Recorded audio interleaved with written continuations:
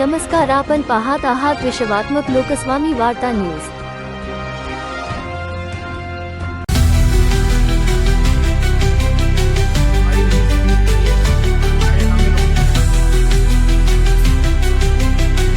क्या है कि आप उनकी लीजेस रिन्यू नहीं कर रहे हैं। इतने बड़े लैंड स्ट्रेच के अंदर में अगर थोड़े से केसेस इधर उधर अनलॉफुल सबलेटिंग के, ब्रीचेस के कुछ होते हैं तो वो हो जाते हैं। वो पर्टिकुलर केसेस को आप केस टू केस बेस पे डील कर सकते हैं। उसके अलावा सुप्रीम कोर्ट ने 2004 में बोला था कि आप कुछ कॉम्पेंसेशन लेके इसको पूरे चीज़ को रेगुलराइज कर दीजिए। आज भी ये चीज़ पॉसिबल है।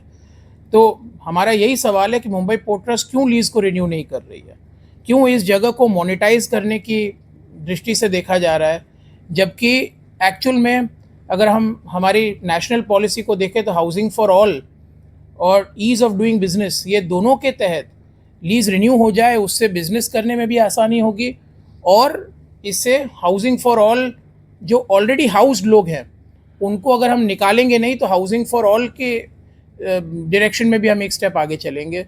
तो मेरा ये मानना है कि मुंबई पोर्ट ट्रस्ट को कोई अच्छी ह्यूमन फेस की पॉलिसी आगे रिलीज़ करनी चाहिए जिससे कि सबकी लीजेस रिन्यू हो सके। सर, एसोसिएशन किस एसोसिएशन को आप रिप्रेजेंट करते हैं और इस विषय में थोड़ी सी ब्रीफिंग दीजिए मीडिया को कि आज किस मुद्दे पे, किस विषय के लिए मीडिया है। मैं हरिद्वार सिंह बोल रहा हूँ, बॉम्बे चारकोल मर्चेंट एसोसिएशन से मैं प्रेसिडेंट हूँ। हमें ये कहना है कि सुप्रीम कोर्ट के डिसीजन के पहले इन्होंने एक कंप्रोमाइज़ फार्मूला बनाया था जिसके अंदर इन्होंने सब टर्म कंडीशन उसके अंदर डाले थे। उन्होंने लीज रिन्यूअल का भी किया, यहाँ तक कि ऑक्यूपेंट या सब टेनेंट है सबको रेगुलराइज करने के लिए एक प्रीमियम लेकर के इन्होंने उसको वादा किया था हम ये सब करेंगे। उसी बेस पर सुप्रीम कोर्ट ने आर्डर दिया कि lease deed should be executed.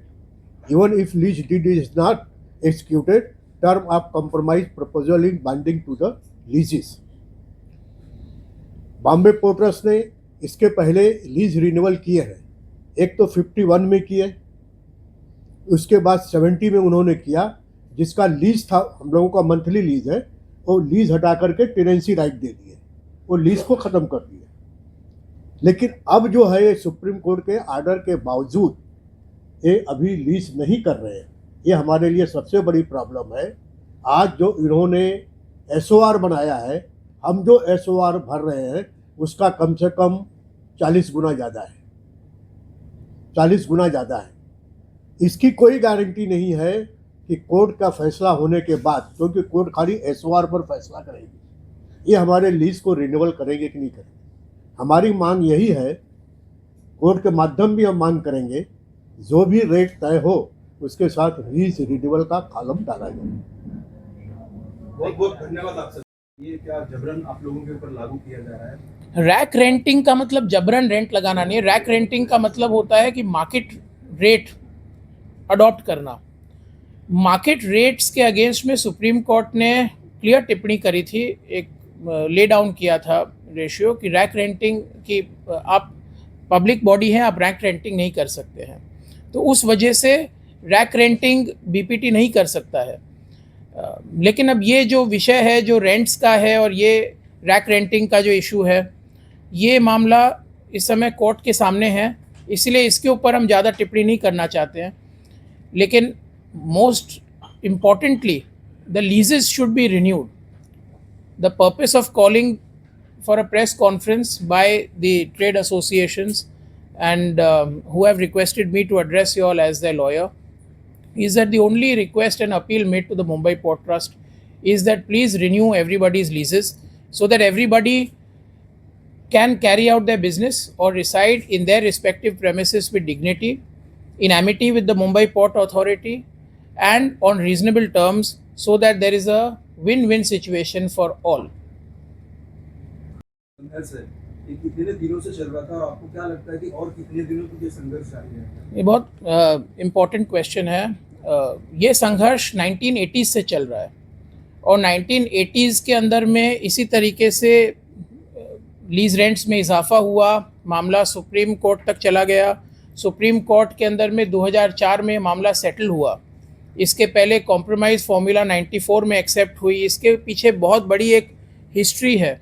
और 2004 के बाद में वो जो रेंट्स हैं वो 2012 तक उसके अमाउंट्स को क्रिस्टलाइज़ किया गया था। उसके बाद में अमाउंट्स ओपन थे कि क्या अमाउंट्स होने थे, लेकिन वो अमाउंट्स फेयर रीज़नेबल होने चाहिए। वो अमाउंट्स अपने मन माने अमाउंट्स नहीं हो सकते हैं, क्योंकि मुंबई पोर्ट ट्रस्ट एक सरकारी संस्था है, तो जो भी वो काम करें वो संवैधानिक तरीके से होना चाहिए था। इसलिए 2012 से लेके 2024 तक या आज तक के जो भाड़े हैं वो एक रीज़नेबल भाड़ा उनको फ़िक्स करना था। मुंबई पोर्ट ट्रस्ट ने 2021 तक वो भाड़ा फ़िक्स नहीं किया। Tariff authority of major ports ने फिर एक स्केल ऑफ रेट सैंक्शन किया, जिसमें उन्होंने रेट्रोस्पेक्टिवली 2012 से उस भाड़े को कई गुना मल्टीप्लाई करके और एक डिमांड नोटिस इशू करी सब अक्रॉस द बोर्ड, सब अपने लीजेस को। और इम्पॉर्टेंट बात यह है कि सुप्रीम कोर्ट ने बोला था कि आप लीज़ को 30 साल तक रिन्यू करिए, आप अपने लीजेस को रिन्यू करिए। अगर आप नहीं भी करेंगे तो वो लीजेस की डीम्ड रिन्यूअल मानी जाएगी, लेकिन वो भी नहीं हुआ। आज की हमारी प्रेस कॉन्फ्रेंस में हम लोग कोई भी एडवर्सरियल बात नहीं कहना चाहते हैं। हम मुंबई पोर्ट ट्रस्ट के साथ में कोई भी डिस्प्यूट नहीं चाहते हैं। हमारी एक ही मांग है, हम सब एक ही चीज़ चाहते हैं कि कोई विन विन सोल्यूशन निकाला जाए। कोई भी आदमी मुफ्त में नहीं रहना चाहता, कोई मुफ्त में काम नहीं करना चाहता, लेकिन एक पॉलिसी जो रीज़नेबल है अगर वो फ्लोट की जाए और अगर लीजेस रिन्यू की जाए तो इससे सभी को आराम मिलेगा।